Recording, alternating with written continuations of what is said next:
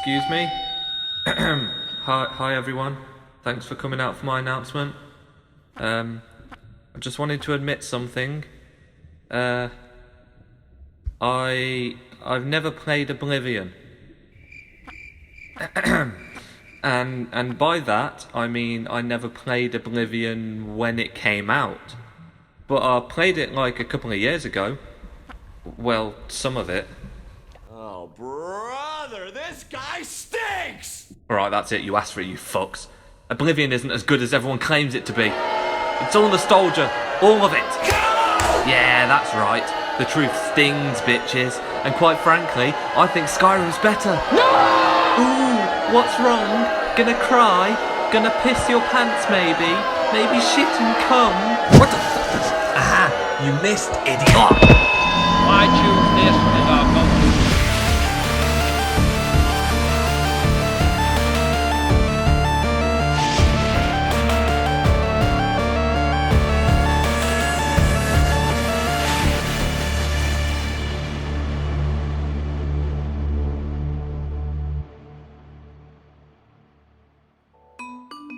Stop right there, criminal scum! Now before you click off this video, I didn't mean what I said. Well, I didn't mean most of it. Yes, I missed the boat on Oblivion. Yes, I played it after Skyrim. And yes, I may have still not played Morrowind. Does that make me a casual normie? Maybe. But if that's the case, then you are too, because I bet you played The Witcher 3 before The Witcher 2. Lambert, what a prick. And it's not that I thought Oblivion was bad, quite the opposite actually. The world, story and overall tone was good. The gameplay, a little outdated by today's standards mind you. And now that you mention it, the character customization was a little outrageous if I'm being honest. But overall, I had a good time.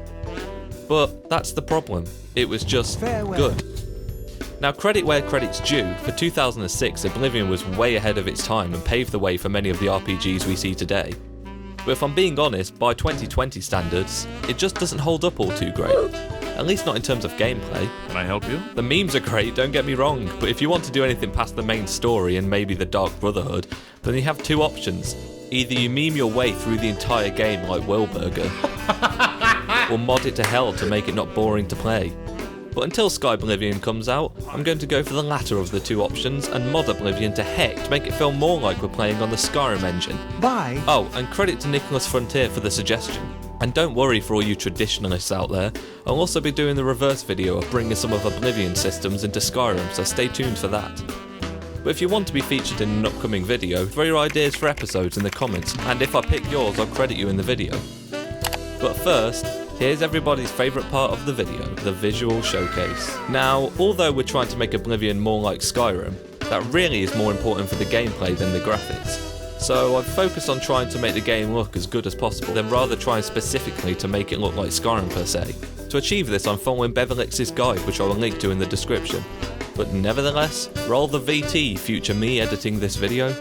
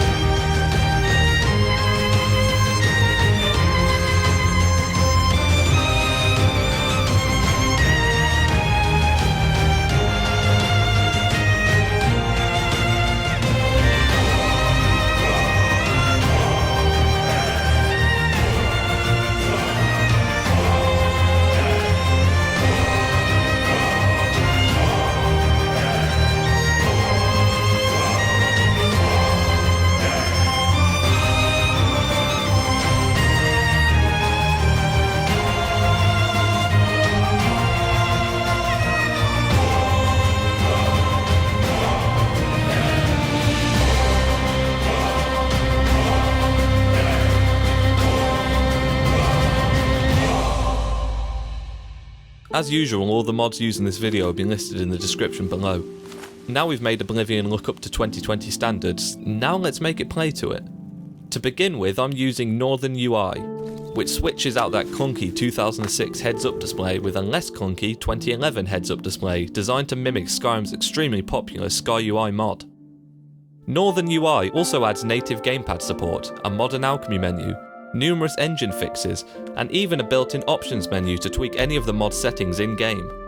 This mod gets rid of that overcrowded, outdated HUD and replaces it with a slick black modern HUD that's definitely less immersive, but hey ho, we'll make up for that with our next mod, Skyrim Sprinting for Oblivion. Hello, Future Dan here. Basically, I can never actually get this mod to work, so we'll just skip this and move on to the next mod. If you want to try and get it working for yourself, then I'll leave the details in the description, but it was just doing my head in, to be honest. All it did was let you be able to sprint, so I could have just explained that in however long it just took me to say it right then. But yeah, the next mod adds a Skyrim-style crafting system to the game. Anyway, back to the video. There's nothing particularly wrong with Oblivion's crafting system, or more accurately, its lack of one.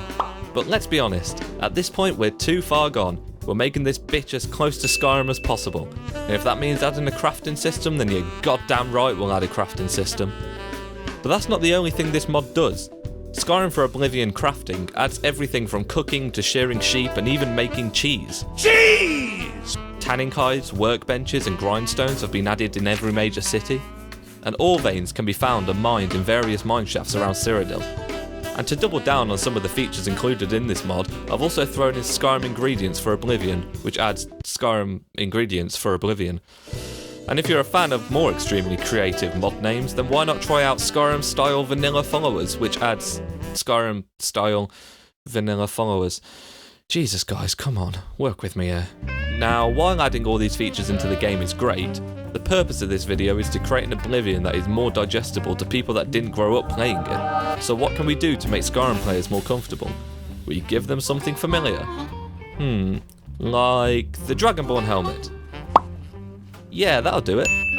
And if the Aliad ruins are feeling a little too alien, I'm so sorry, then why not add some Skyrim Nord tombs to the game with the next mod, Skyrim Nord tombs. Seriously?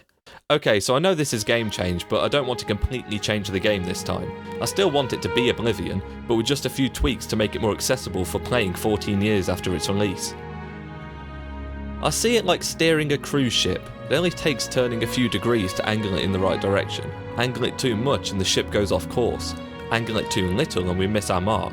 So we're going to keep it simple and not oversaturate the game with complete overhauls for this episode, and that leads us on to our next two mods, Oblivion XP Update and Oblivion Load Screen Skyrim Edition. Both these mods are small changes to the game, but just tweak it enough to steer Oblivion right into that sweet spot. Oblivion XP Update is a levelling system replacement. Unlike the original levelling system, which is based on skill use, this mod adds experience rewards for completing other activities such as completing quests, killing monsters, picking locks or discovering new locations. There's a similar mod for Skyrim simply called Experience, which adds the same features.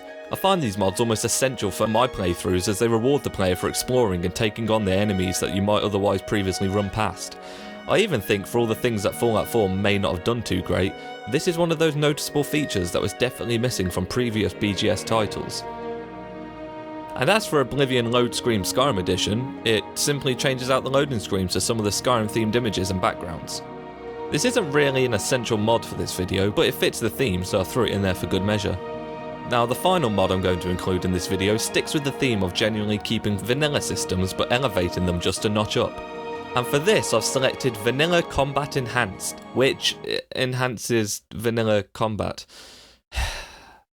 I don't even think the most traditional Oblivion players can argue that much of the game's combat is incredibly spongy and at times repetitive. Especially if you're playing a melee build, it looks less like you're slashing them with a sword and more like you're composing a symphony in the middle of a battle. The point I'm getting at is attacks need to feel like they have weight, both your attacks and the enemies. And that's what Vanilla Combat Enhanced aims to do. For a start, all weapon damage is doubled to negate many of those spongy mechanics mentioned earlier. Hand-to-hand damage is 50% higher, and power attacks have been rebalanced. Blocking is more effective, so is armor, and NPCs' classes have been overhauled to enhance the early game experience and make engagements more challenging. If you're looking to not stray too far from the vanilla systems but add a little more weight to your game, then this is the mod for you. With all these mods combined, I've tried to offer a more familiar playthrough of Oblivion for Skyrim players that want to get into the game but have trouble digesting its 14-year-old mechanics. Thanks again to Nicholas for the suggestion for this video. If you have an idea for a future game change, let me know in the comments and I'll shout you out in the episode. Also, if you want to try out any of these mods for yourself, then I'll leave the details in the description below. Oh, and thanks for 1,000 subs. We're getting there, team. But for now, we can be satisfied with growing our small community, so if you're not subbed, get on the ground floor because it only goes up from here. But otherwise, thanks for watching, and I'll see you next week for another, probably Skyrim, game change episode. Adios, bitches!